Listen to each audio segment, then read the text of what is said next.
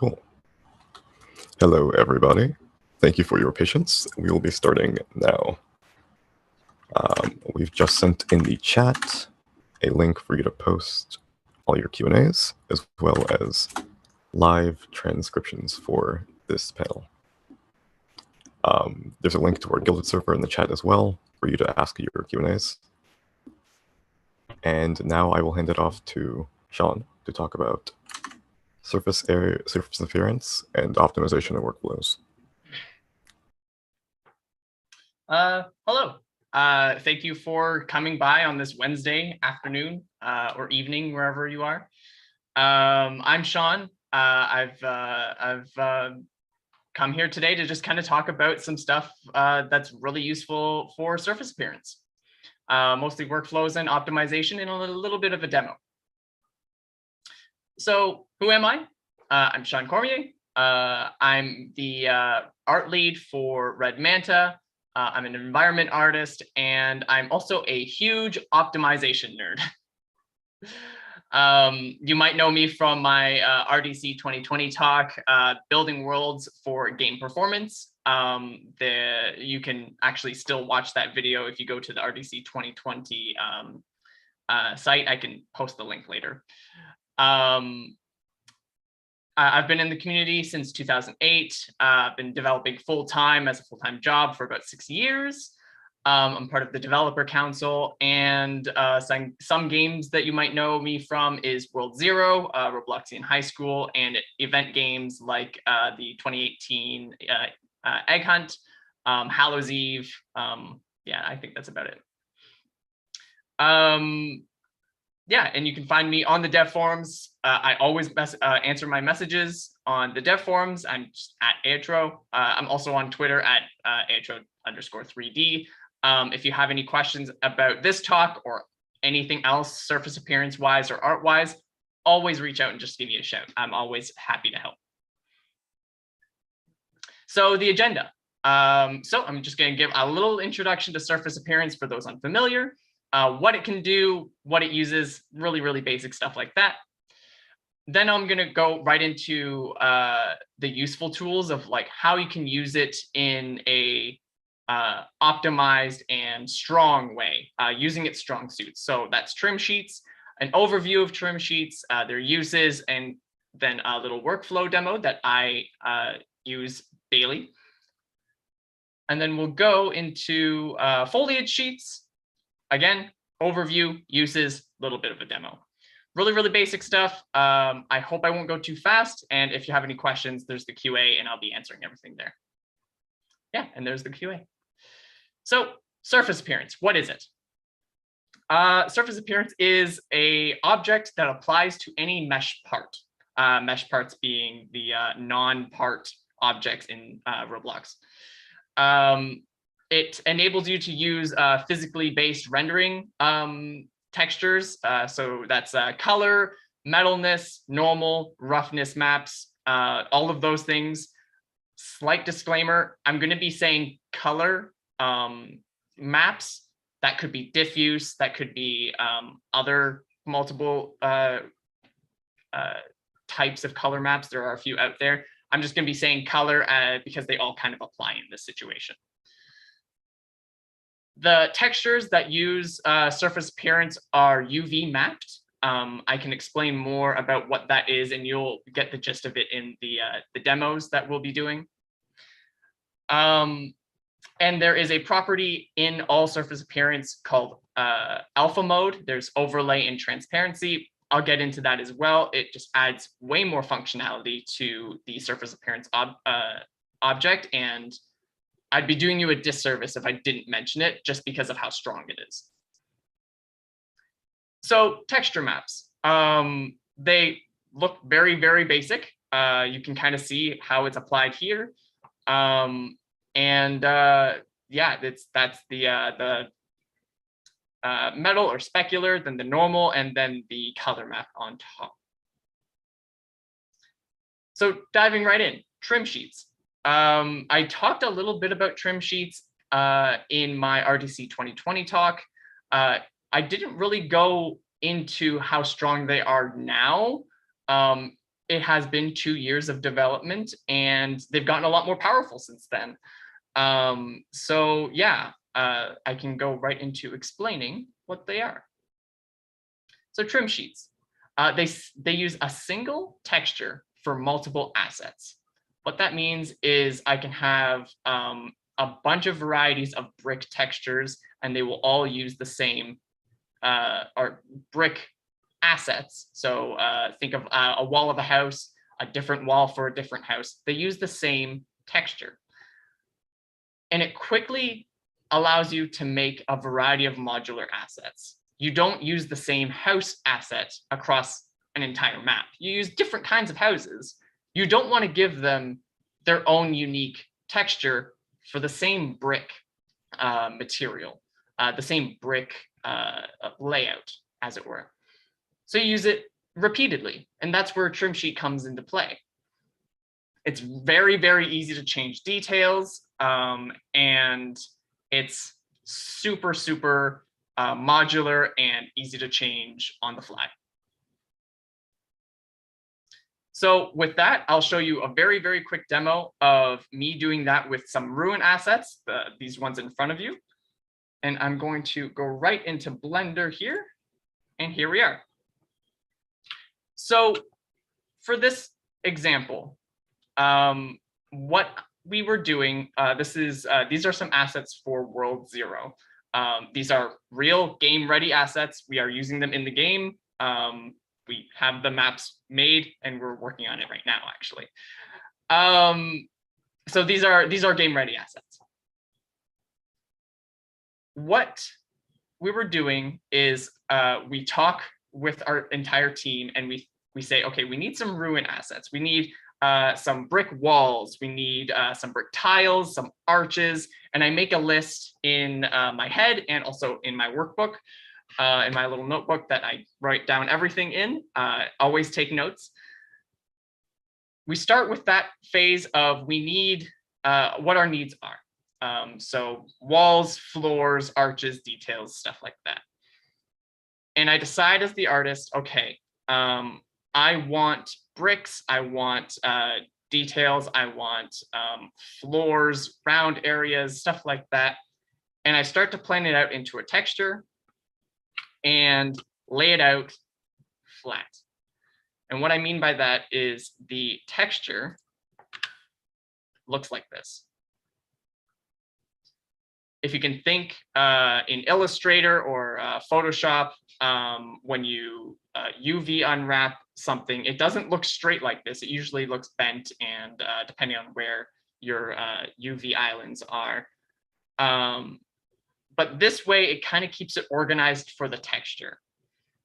So what we can do is, if I show you in UV editing, how this wall here corresponds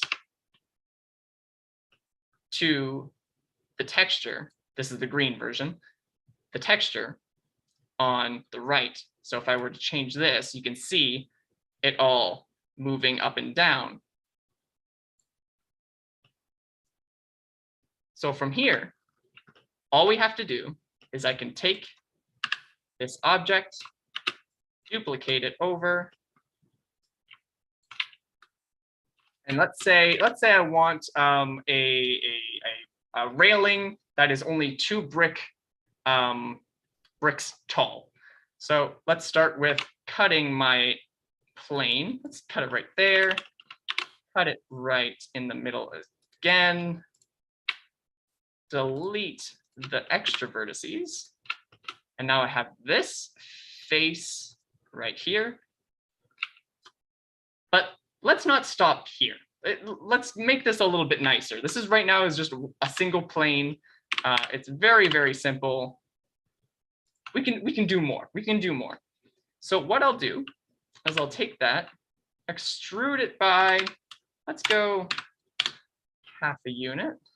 Get rid of the sides because it is not always needed. And then on top here,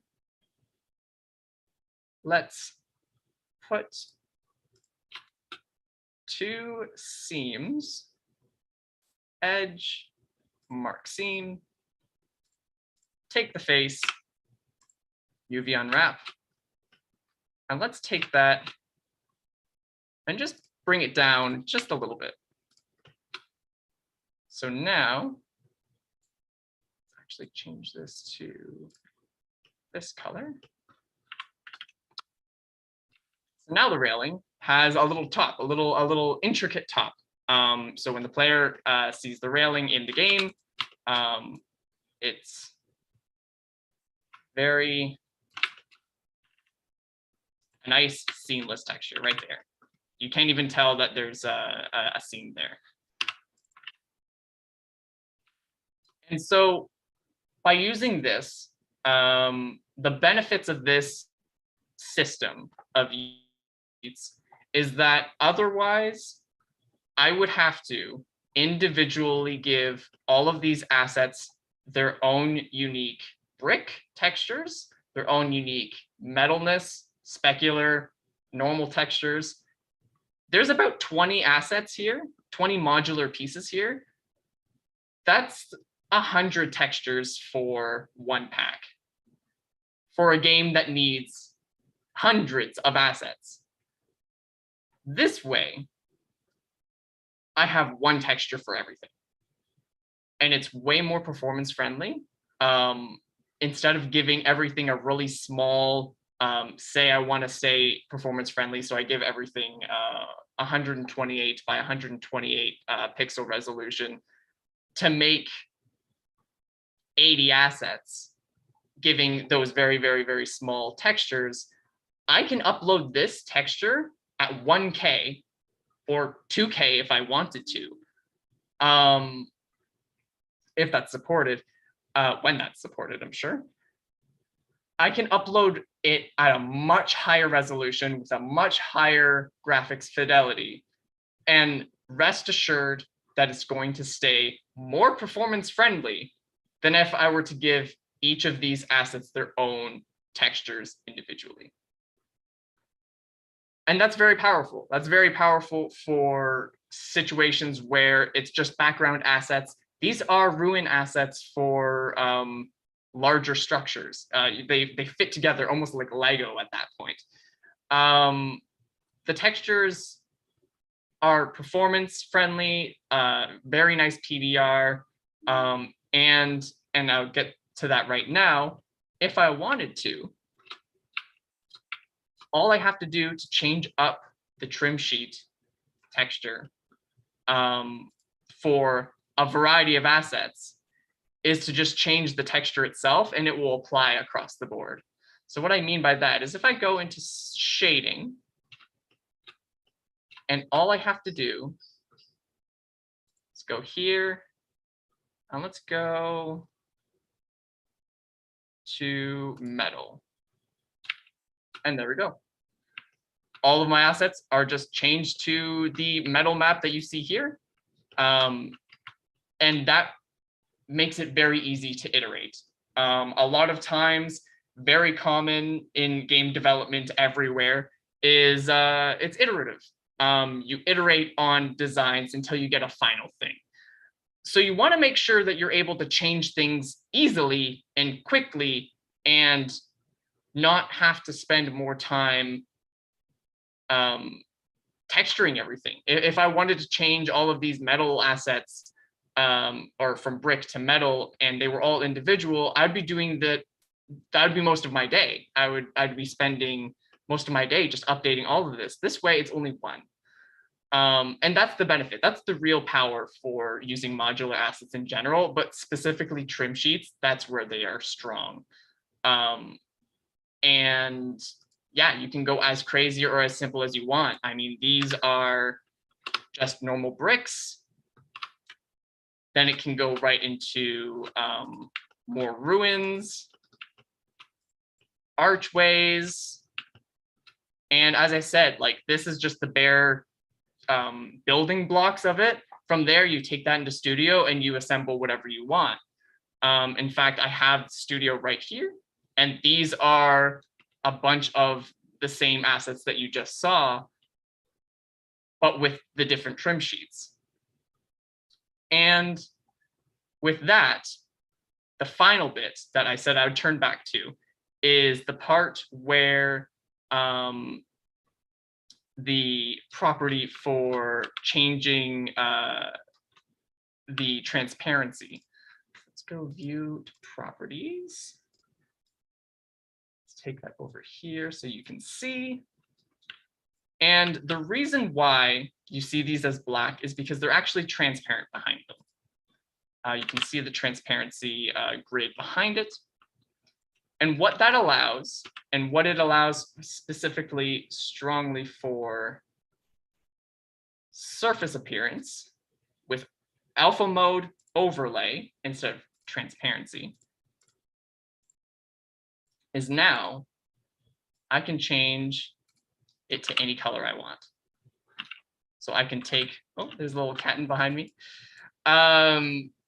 I can change these assets to whatever color I want for those final little minute changes later on, like right at the end of launch. You know, you can get a color going on. Say you wanted to tweak it a little bit more red, a little bit more dark, and there you go. You're all set. So that is one thing that is fairly new in the surface appearance pipeline is being able to do that. So I wanted to really make sure that I touched base on this. It's not entirely new, but it is an important thing.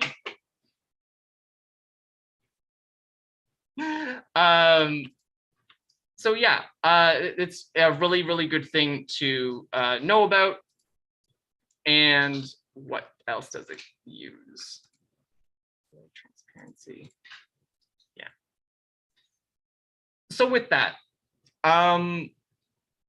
that's basically it for trim sheets. I know I went a little bit fast. I tried to cover as much as I can.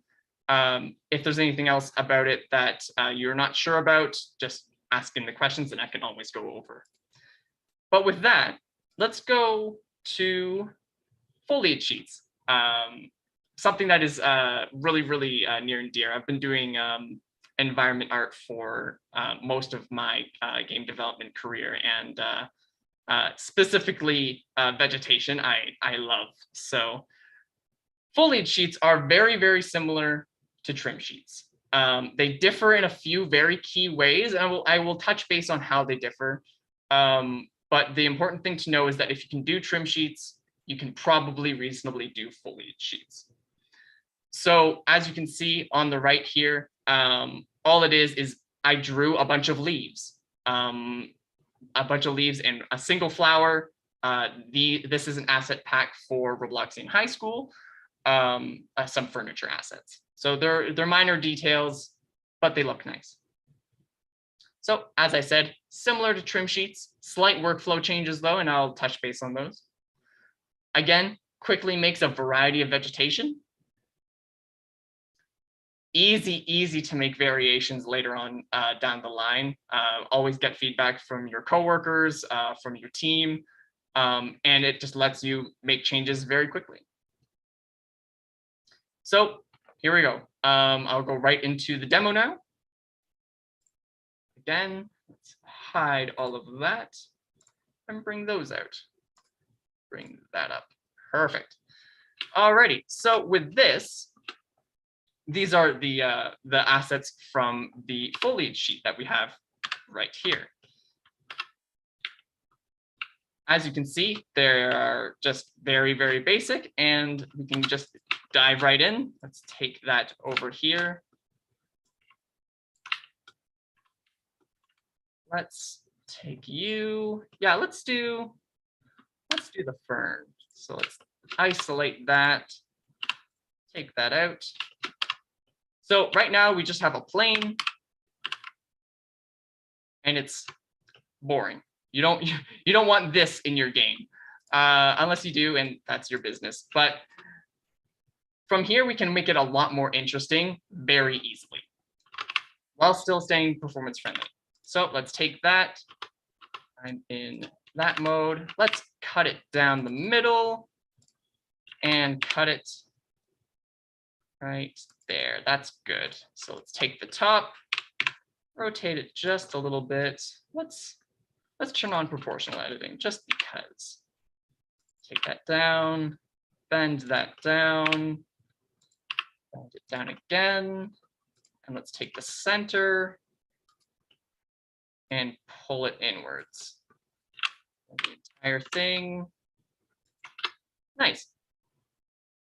So from there, let's transforms. Oh, that doesn't really matter.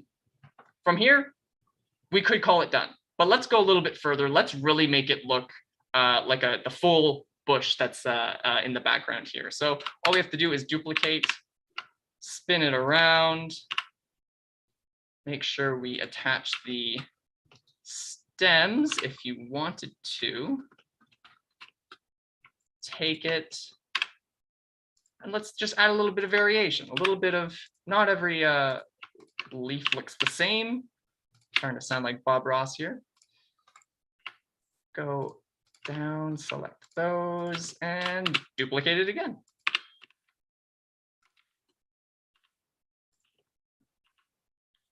Scale that up a little bit. And perfect. And so with that, as I said about the trim sheets and using the same house assets across an entire city, you wouldn't use the same 7 plant assets for an entire forest.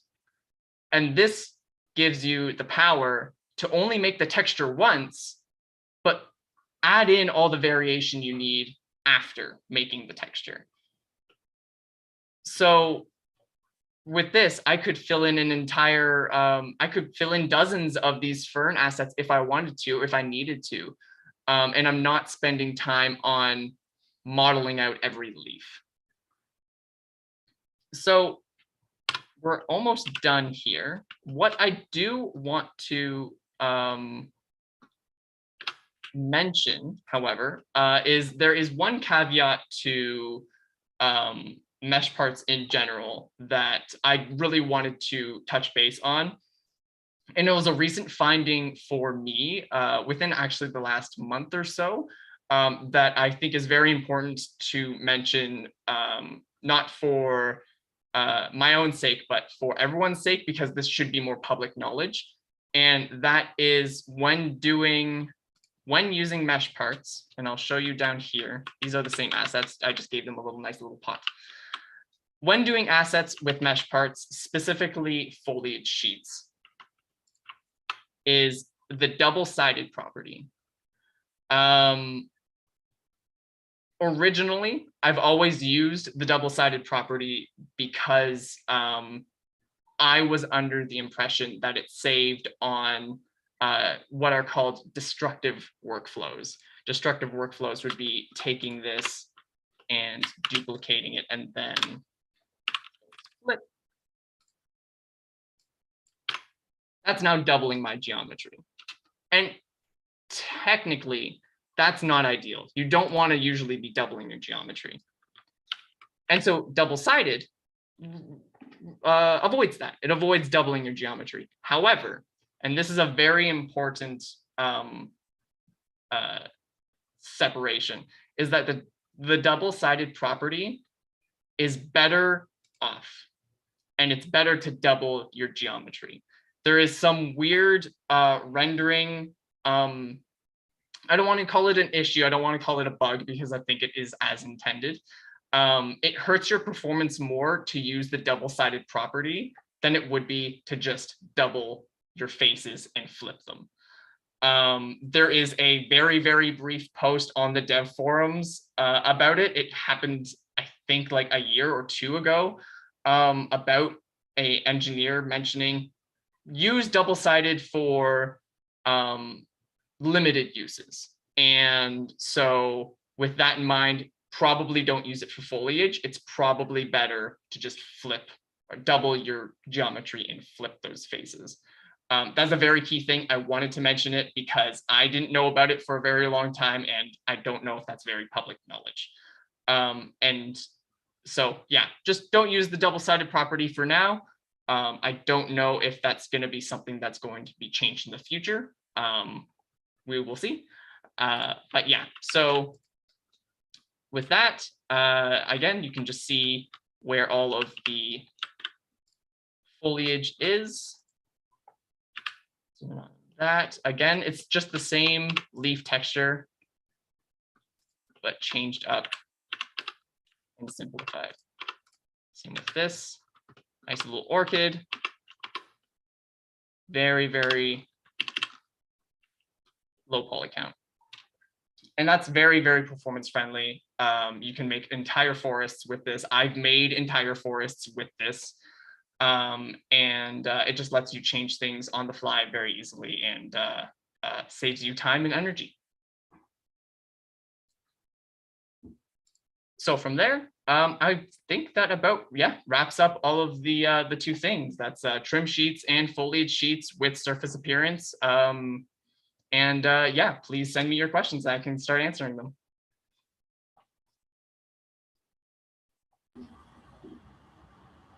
Thank you, everybody. Let's get to the Q&As now. Please remember to send all of your questions in the Guilded server. The channel is called Workshop Q&A. And at this time, there appears to be no Q&A questions. That's not always a bad thing. Very comprehensive presentation. A question from me, maybe. What's your favorite asset that you've made before, or the most rewarding asset you've had to make? There have been a lot of assets where I will make something and go. I always have the idea that there's nothing perfect. There isn't a perfect asset. And so what I will typically do is I will make an asset and then go, I could push this a little bit further, so I'll push it a little bit further, and then I'll take that asset and go, I could push it a little bit further, so I'll do that again. Probably one of my favorites though is in Robloxian high school. Whenever you hit a mailbox with your car, mail will come out of it, and it's just a little silly effect that happens with the mail, and I love it. I love it so much. I'm very thankful for our coders for setting that up. It was already kind of it wasn't difficult for them. I assume. I hope not. But I love hitting the mailboxes in the game with my car because it makes just a really loud thud, and you see mail pop out of it. And I modeled the mail assets.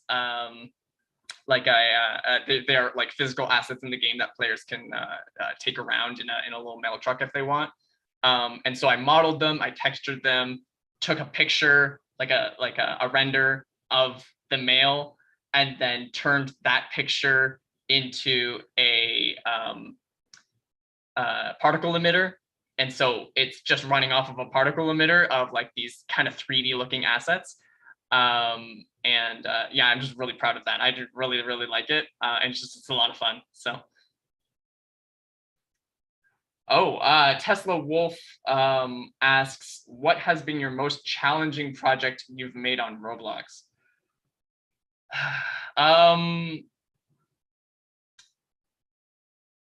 At the time, our most challenging probably was, I want to say the 2018 egg hunt was certainly something that pushed the limits. And it didn't push the limits only because we had 11 maps in that entire game.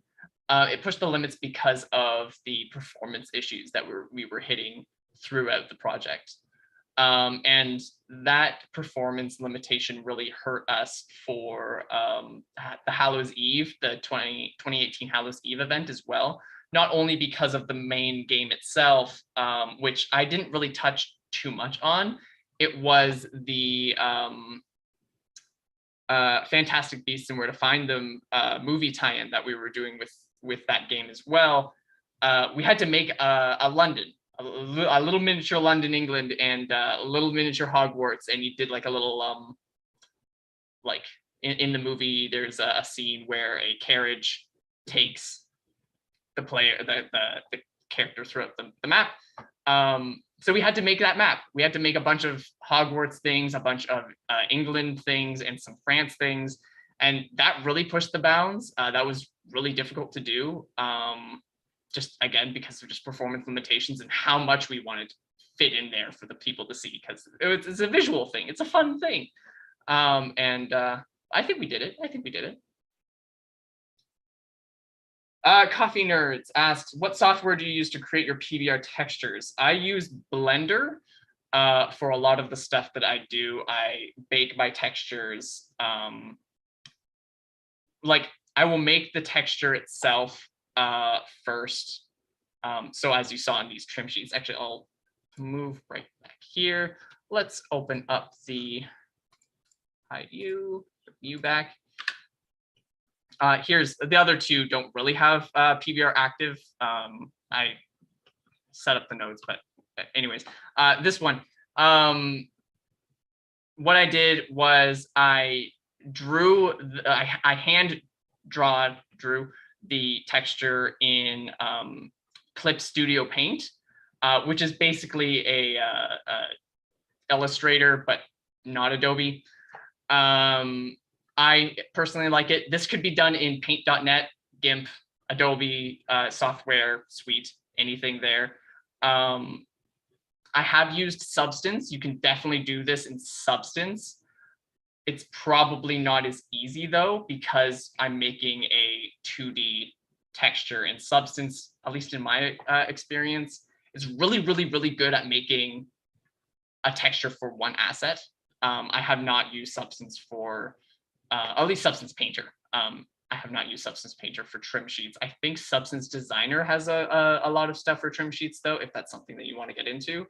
I'm not familiar with it though, only because I have my other options, which Blender is great for as well. So I just bake the texture that I use. Let's see.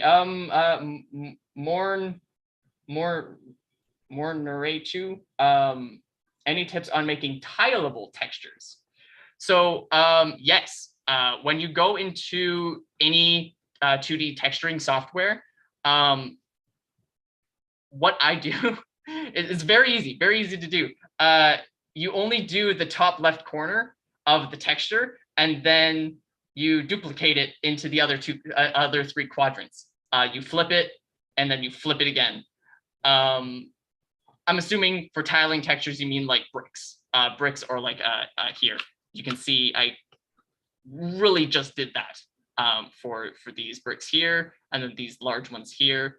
And I mean the tile, you can see how seamless that is. So yeah, don't overthink it. I've tried doing tiling textures so many times, and I've just found that just flip it once and then flip it again and add in a little bit of variation from there. But as long as you have that seam clean, it will always turn out good. So don't overthink it. Just use the flipping. That's the easiest thing. Like, it's a tiling texture. Usually tiling textures are in the background anyways. Don't spend more than 2 hours on a tiling texture, you know? You have a lot more work to do. So Dev for Hire asks, I usually use Materialize, the software that auto-generates PBR textures onto textures. Would you recommend using it? I have not tried that. I will definitely look into it though. That sounds very, very useful. And just like the tiling textures, if there is software that can make your life easier as a game developer, use it. I have a bunch of plugins that I use for Blender, a bunch of plugins that I use for Clip Studio. Use them. It's not cheating. So yeah, thank you, Dev for Hire, for mentioning that. I will definitely look into it because I want to know everything that will make my life easier. Dev for Hire also asked, what is often the poly limit you often recommend when making assets overall? The way I separate assets, and I touched a little bit on this on my 2020 talk, I separate assets into 3 categories. The first one being hero assets. Hero assets are typically the hero. It is the player, it is the gun in their hands, it is the thing that is right in front of the player. It is the hero, usually. The hero's back, actually, more specifically, and their face and all that stuff. So like you want to spend all of your polys, all of your time, all of your resources into those hero assets. So that could be whatever you think is reasonable. So could be 10,000 polys, could be 20,000 if it's a rig. You could be getting up to 50,000 if you want. I know that's not necessarily supported, but like use all of the resources for your hero assets. So that's the first category. Second category, I say, are major assets. Major assets would be maybe the vehicles that the hero drives, if it's not a driving game. If it's a driving game, the cars are probably the hero asset. It would be the doors that the player walks up to and opens with their hand. It'd be the houses that the player interacts with, the things that will take up a lot of the screen in front of the player that isn't hero assets. Those, spend a good amount of time with them. I mean, for instance, like this is all detail stuff that the player is going to be seeing very, very big, and they are only, I want to say this entire thing is, well, actually, let's see, let's do the science. Where is my statistics? Yeah, the entire thing is faces 900 faces. That's nothing. So, you know, like make that decision to see what is a hero asset versus a major asset. And then the final thing, minor assets. Minor assets are clutter. It is the little stuff that, you know, it's the cans that the character kicks on the ground. It's the weather drains that they're passing for 2 seconds. It could be the face in the crowd of the racing game where you pass the player, the NPCs that are on the sides of the racetrack. They're only seeing it as a blur. You know, use one try for those. Use one face for those guys. They don't need anything more than that. So, like, understand what the player is going to be looking at the most. It's not uncommon. I've seen in AAA games specifically. I mean, the new Ratchet and Clank game in particular. The what's the protagonist's name? I can't remember right now. That character is like 2 million polys or something insane like that. They did that on purpose. They knew that it's a high fidelity game and they needed the main character to be the highest fidelity. So yeah, you know, take that with a grain of salt. I know that's probably not the answer you were looking for, but that is how I've tackled those decisions for 5 years now. Let's see. Koalador asks, have you seen double-sided be slower in practice? I've seen one engineer on the forum say that vertex shader having to run for duplicated faces would be slower. I'll have to read that. The thing that I saw one engineer explain it for the double-sided property is a split between CPU calculations and GPU calculations. And so with my understanding, and when we were talking about it with the Red Manta team making this decision, because our games no longer use the double-sided property if they can avoid it, is that a lot of devices, especially mobile devices, have a stronger CPU than they do GPU. That's computer power versus graphics power. You don't want to overload the graphics of a device or it will crash. Which is easier to do because mobile devices have weaker graphics than they do CPU, usually, I think. Correct me if I'm wrong, please. And so from there, you want to make sure you're loading everything you can onto CPU. That being face counts, normals, tri counts, geometry is all loaded onto the CPU, whereas rendering, what is being rendered, is GPU. The double-sided property loads everything onto the GPU, and that can cause performance issues for mobile devices, specifically mobile. I don't have a lot of data on it, only because I only recently found out about it. That is my understanding, and that is kind of what we were talking to engineers about, and I want to dive a little bit deeper into it. However, our crash rates are a little less, and so we'll have to investigate and see if that is really the cause, because we only made the change a couple weeks ago. But I wanted to make sure I mentioned that because it really caught me off guard, especially because I use it so much. The double-sided property is very useful for Foliage specifically, and I wanted to make sure I mentioned it now to avoid any problems. Righteous asks, what is the best place for developers to reach out to you on any follow-up questions? The dev forum, always the dev forum. I check it fairly often, if not at least once a day. I get messages all the time from every developer asking about every question. You know, I might send you a link to a Blender article or other RDC talks or threads that I've answered before. Yeah, I'm always an open book for that kind of stuff. Always eager to help. There's no stupid question. I'm always eager to help whoever needs help, because I think that this knowledge, game development is not easy, and it does not happen by yourself. And so, yeah, always ask questions, and that's why I'm here. Awesome.